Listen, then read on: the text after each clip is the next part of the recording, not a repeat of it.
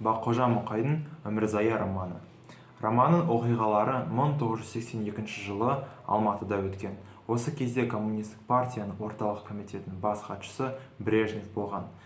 Кейіпкерлермен таныстырайын. Аяған Қуатов, мен түсінгендей, романның басты кейіпкері болып табылады. Оның жасы 33-те Алматының универінде профессор ретінде тарихты оқытқан. Бірақ оны жұмысынан босатты. Неге? Біріншіден, Кенесары ханның жалғыз Сыздық атты ұлы болған. Кейбір деректерге сәйкес, Сыздық сұлтан орыс халқын ұнатпаған. Кейбір адамдардың айтуынша, Аяған Сыздық сұлтанды мадақтап, ол туралы мақала шығарған. Онымен қатар, Аяған қазақ пен орыстардың арасына от жағу үшін осы Сыздық сұлтан туралы мақаласын орысшаға аудартып, жасырын түрде көбейтіп таратқан. Екіншіден, кеңес үкіметінің әскері Ауғанстанда соғысқан. Кейбір адамдардың айтуынша, Аяған кеңес үкіметінің Ауғанстанға әскер апаруға қарсы болып, қағаз таратқан. Үшіншіден, Аяған кеңес үкіметі туралы анекдоттар айтқан.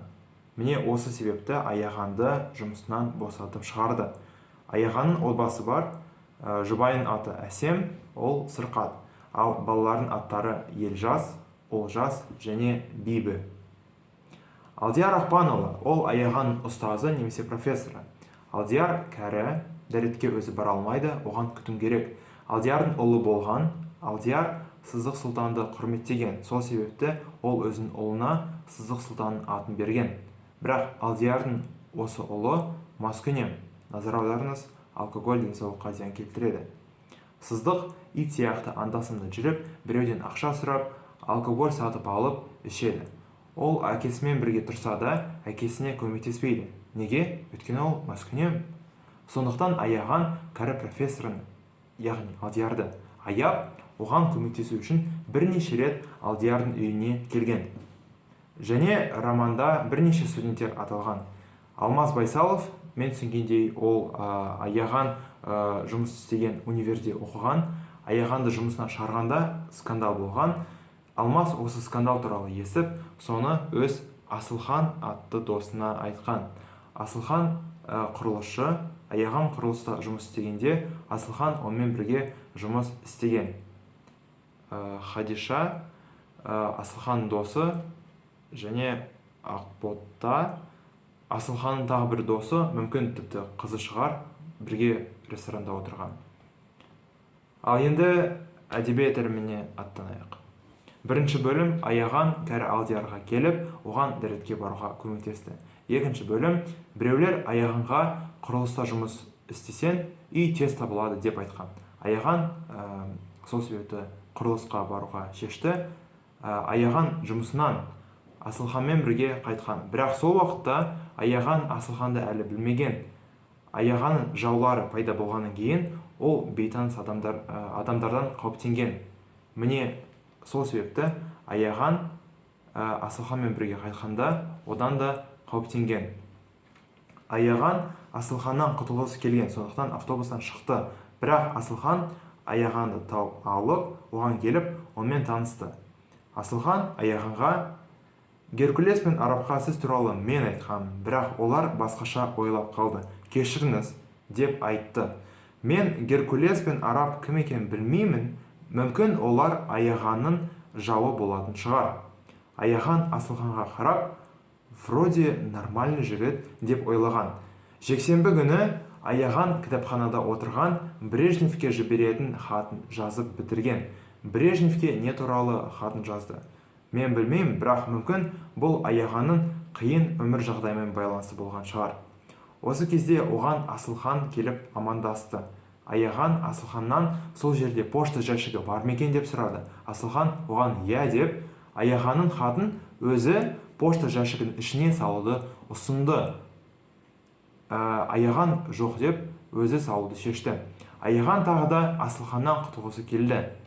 Аяған үйіне келгенде, бір көрші шал, Аяған ең үлкен ұлы Елжасты құлағынан ұстап, Аяған мен Әсемге келіп, «Ей, мына балаларын бақшамды құртқан» деп айқайлай бастады. Аяған «В смысле?» деп, уже жанжал басылайын деп тұрған, бірақ Аяғанның үйіне қалай екен білмеймін, бірақ Асылхан мен оның Алмаз дейтін досы келген. Жанжал тоқталған. Олар Аяғанға қазақ энциклопедиясының 12 томын сыйлық ретінде берді. Аяған не дерін білмей екі жігіттің әрқайсысын құшақтады. Онымен қатар екі жігіт көптеген студенттермен бірігіп орталық комитетке Аяғанын кінәлі емес деп қол қойып хат жібергенін айтқан. Бірге дастархан алдында отырғанда Аяған басқа пәтер іздемесе скандал бастаған әлгі шал оларға тыныштық бермейді деп айтқан. Әсем, ой, бізді үш балаларымызбен бірге кім қабылдайды деп айтқан. Осы кезде Асылхан өзінің көк төбенің баурайында үйге бар екенін айтқан және оны Аяғанның отбасына бере алатын айтқан. Асылхан Ауғанстанда соғысқаннан кейін арыз жазып қойса болды. Үкімет оған жатақханадағы орынды спокойно бере салады екен.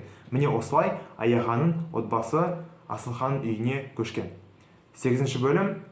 Аяған жаңа жұмысында есік, терезе сырлайды, үйдің қабырғаларын, төбесін әктейді. Кейбір жігіттер келіп, қызыл куәліктерін көрсетіп, Аяғанды өзімен бірге алып кетті. Жақында Асылхан болғасын, Аяған үйінің кілтін Асылханға берді. Осы жігіттер Аяғанды мемлекеттік қауіпсіздік комитетінің үйіне әкелді. Аяғанды жарты сағаттан аса уақытқа бір бөлмеге қамады. Кейін оған бір қағазды ұсынды. Кейбір кісілер осы қағазда Аяғанның атынан өтініш жазған екен. Мен түсінгендей, типа, мен Аяғанмын, барлық айтқан сөзім үшін кешірім сұраймын, иә, мен ұлтшылмын, күнәмді мойындаймын деген сияқты. Аяған қағазды оқып болғаннан кейін қолын қоюдан бас тартты. Сол себепті Аяғанды осы бөлмеде қамап қалдырды. 9-шы бөлім. Асылхан Аяғанның үйіне келсе, үйінде тек қана Аяғанның үлкен баласы Елжас отыр екен. Әсем болған жоқ. Аяған одан анаң қайда деп сұрады. Елжас, мүмкін Олжас мен Бибіге кеткен шығар деп айтты.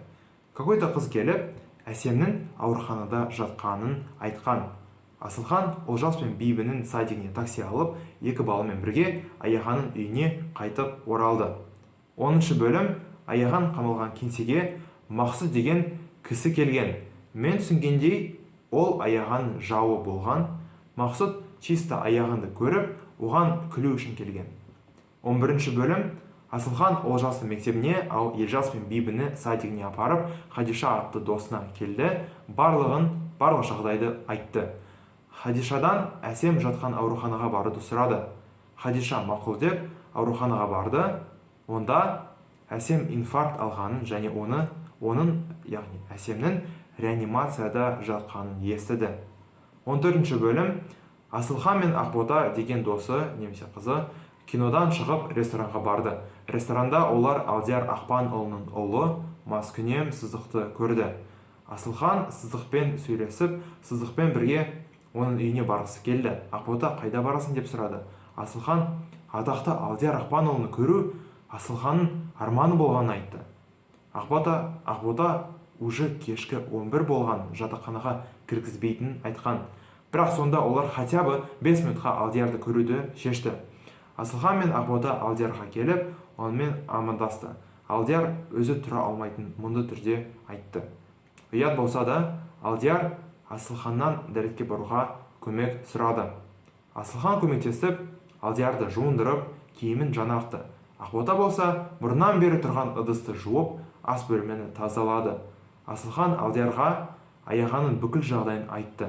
Алдияр кейбір адамдардың өзіне ұлтшыл демократ деген, ал Аяғанға антисоветчик деген айып бергенін айтып күрсінді. Осымен 14-ші бөлім бітеді. Романның жалғасы бар, бірақ мен жалғасын ғаламторда таба алмадым. Роман неге өмірзая деп аталады? Зая дегеніміз бекер. Демек, өмірзая дегеніміз өмір бекер кетті дегенді білдіретін шығар. Мен толық жауап бере алмаймын, өйткені мен романның тек қана басын ғана оқыдым. Лекциям үшін кешірім сұраймын, бірақ әдебиет деген өнер, ал өнер болса әрбір адамның жеке тәжірибесі. Әдебиет не себепті әдемі? Өйткені әдебиет бізді өз ойларымызды және сезімдерімізді зерттеуге шақырады. Әдетте мектептерде романның белгілі бір басты идеяға назар аудартады, бірақ бұл көптеген интерпретациялардың біреу ғана болып табылады. Романдар белгілі бір сабақты оқыту үшін жазылмайды, олар түрлі тәсілдермен үндесетін сезімдерді білдіру үшін жазылады. Мен сендерге осы видеоны паузаға тоқтатып Өмірзай романы туралы өздерінің интерпретацияларын туралы ойлауға кеңес беремін. Кейін ғана менің интерпретациямды тыңдай аласыңдар. Тағы да қайталаймын, менің интерпретациям көптеген интерпретациялардың біреуі ғана, және сендердің интерпретацияларың менікімен бірге тең дәрежеде дәйекті болып табылады. Жақсы, менің интерпретациям. Сөздің өз күші және өз салдары бар. Әрбір адам өзі айтқан сөздермен абай болуы тиіс, әсіресе романда сипатталған уақытта. Баққожа Мұқаға Өмірзай романы үшін алғыс білдіремін. Сендерге де үлкен рахмет. Сау болыңдар және жаңа жыл құтты болсын.